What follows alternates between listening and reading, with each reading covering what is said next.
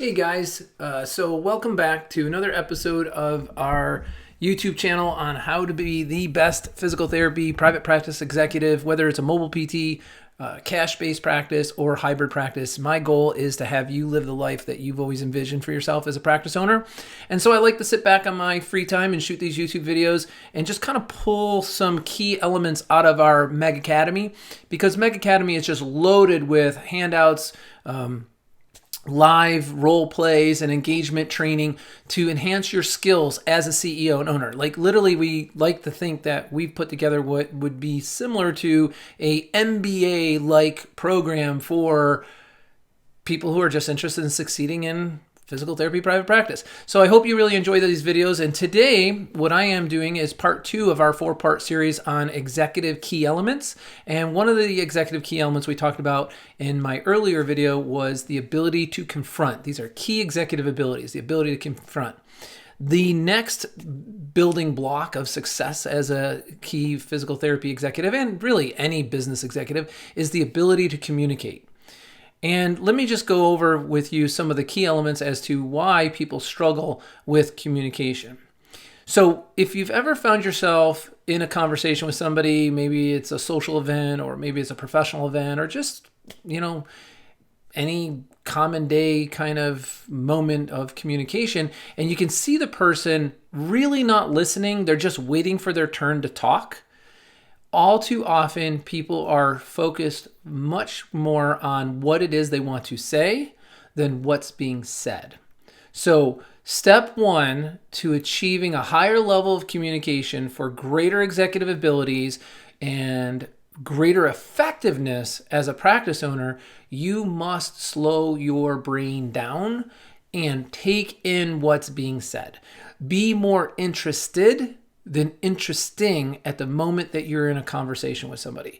This is one of the most important things that I could ever possibly teach you, train you, help you develop in terms of being a better executive, in terms of running a better physical therapy practice, because people like to be heard. People like to be acknowledged and validated, and they just don't feel that way when you're in a conversation with them and they're communicating to you and you're just waiting to say the next thing. Or worse yet, you're doing things even worse. You're cross-talking. Have you ever been in a conversation, you're not even done with your sentence, you're halfway in, and the person's cutting you off and they're talking over you? Because in their mind, what's happening is they're thinking what they have to say is far more important than what you're saying right now. Now, if they're not consciously thinking that, that is definitely the message they're sending to you, or that's the message you may be sending to them, and you don't want to be that person. That is not the person you want to be if you're going to be leading a group and you're going to be building respect and you're hoping that people are going to follow you and follow your lead and believe what you say. If you're invalidating them by talking over them or cross-talking or just trying to get your words in edgewise, it's just not going to bond you together. It's not going to bring about what the ultimate goal here in all communication is: agreement.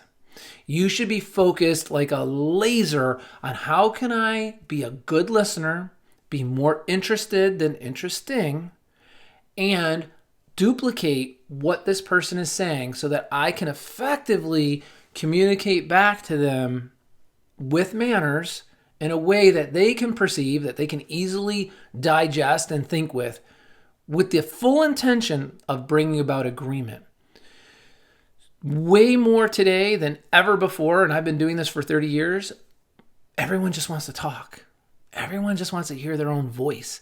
So many people are just wanting to be heard, and they just want to barrel over and just be, or they're not comfortable in communication saying what needs to be said. They could be on the other side of the spectrum too.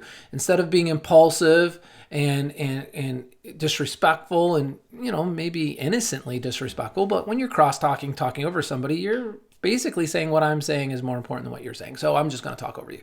And that's a sign of disrespect, right? So maybe that's conscious, maybe that's not conscious. But the other side of it is not being truthful with what you're saying, like sugarcoating things, packaging it in a bow, putting the right flavor on it when I'm saying it to somebody because I don't want to upset them or I don't want them. Look, My my my main message here on the second element of let me correct myself. The main thing I'm trying to say here on the second influence of making communication more effective for you is be truthful 100% of the time when you can, which should be all the time. I mean, unless you're going to do harm to somebody, right? So be careful with that, right? You don't want to be that person. But be truthful, be sincere, be transparent in your communication, because people will trust you because they know you're always going to say what you mean and mean what you say. So communication is key, one of the key abilities to your success as an executive, manager, leader, as a human, honestly, as a human. Now, the third influence or aspect of perfecting communication is to understand the importance of body language. You see me moving with my hands, my head, I make a lot of facial expressions because I'm really trying to engage you, right? The body language is 65 or greater percent of the overall perceived communication.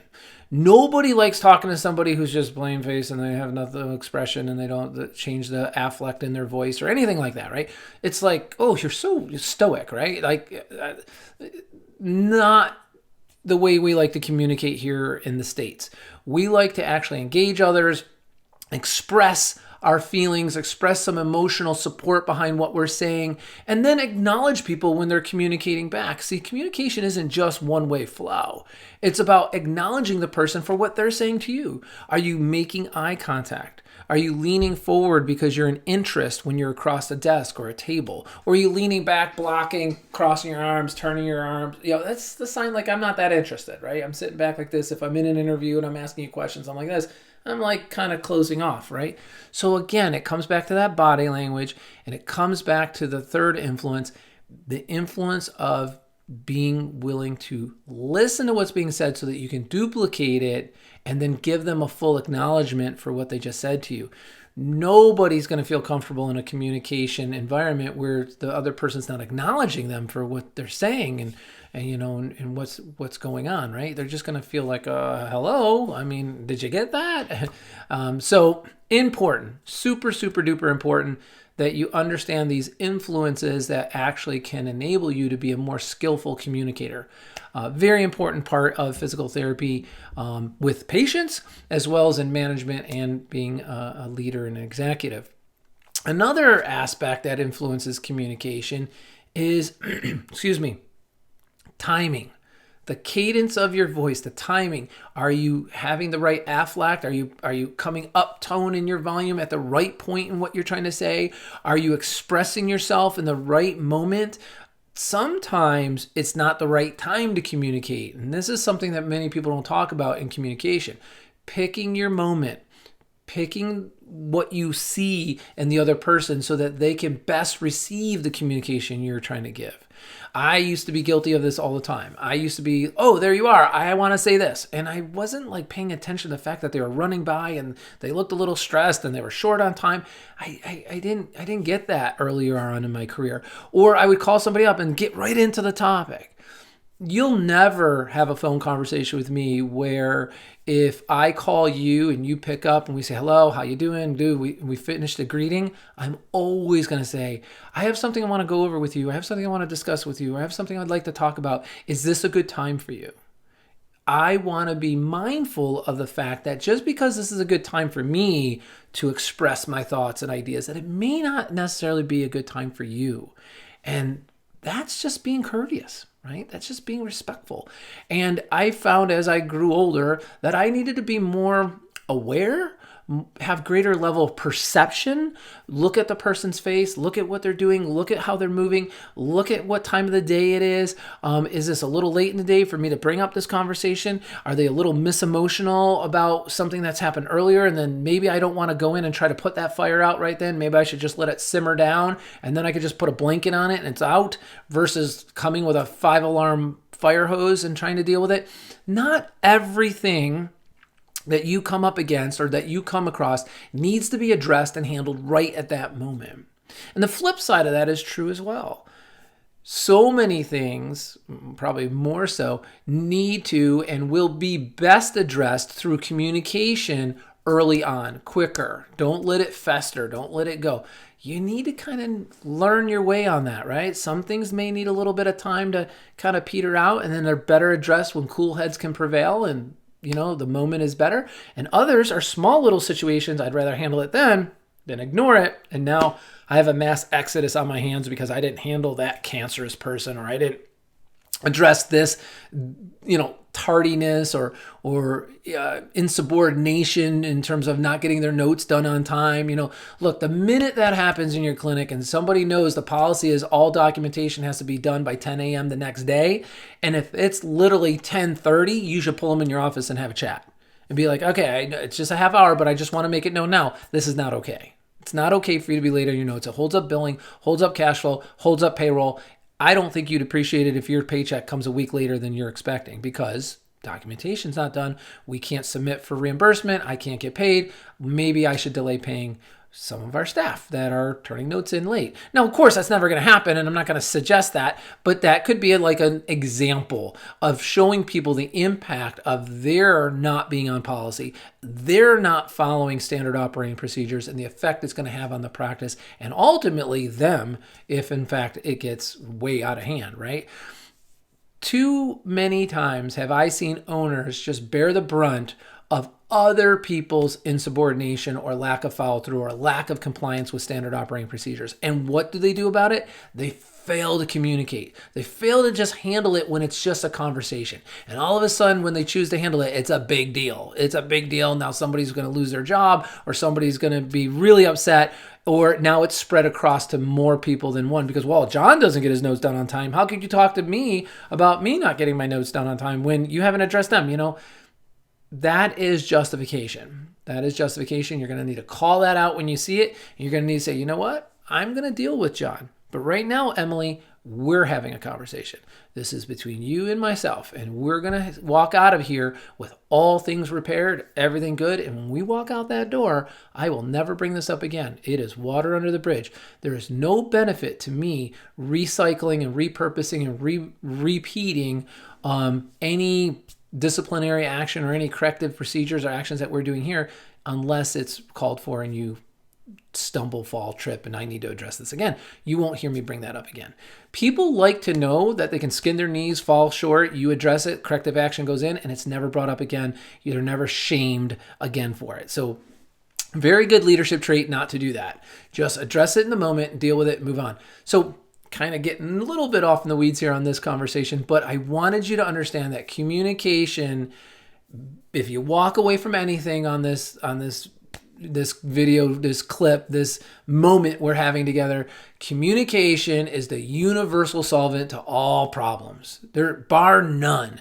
Communication is universal solvent to all problems, because 99.999% of all problems you're going to run up against are because of miscommunication, lack of communication, over communication, inappropriate communication. So that's kind of what I tried to address. I tried to address the whole spectrum of those influences that could drag down your effectiveness as a communicator. Please take away from what I'm trying to coach you with here. We spent a lot of time in this in Meg Academy, because when you start running a group of 5 people, 10 people, 15 people, 20 people, you don't have as much face time. So you have to be very laser focused and very effective in the time that you do have when you are communicating with your staff. You also have to be a master of the forms of communication: email, text, direct messaging, phone, voicemail, face-to-face, all very different. I actually have a policy in my practice, and we teach it in Meg Academy, as to when you should use which form of communication, because some things just aren't appropriate on certain lines of communication, and you have to pick well. So I'm going to end off here. I'm going to repeat to you the most important thing I've shared with you today is communication is the universal solvent to all problems. You have body language, facial communication, verbal communication, asking for duplication, giving acknowledgments, and most of all, always picking the appropriate time so that you can be most effective in the form of communication you're going to give, so that you can bring about agreement. That is the end product of all communications. So that's it. I hope this is helpful to you. This is just a snippet of what we go into in Meg Academy through our role playing and our assignments and our quizzes. We have a web-based program that is definitely going to take you to the next level of running a successful private practice. The only way I was able to run 6 offices, 160 employees, 6 nursing homes, and 55 staffing contracts loaded with PT, OT, and speech therapists running all over, doing all kinds of things from 1,000 miles away on 15 hours a week, because that's what I did before I sold my practice. I had all of that going on. I lived in Florida. It was in Maryland. I had to master communication.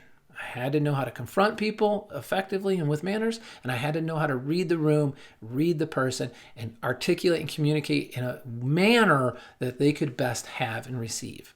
And I hope you've walked away with a little insight on how I did it. So that's it, everybody. I hope you enjoy this. On to the next episode of Mastering Your Executive Abilities. Thank you for your time. I really do appreciate you watching my videos. Please click like and subscribe. It does help us reach more people, and that's my mission. Help as many PT owners like you live the life they've always envisioned for themselves.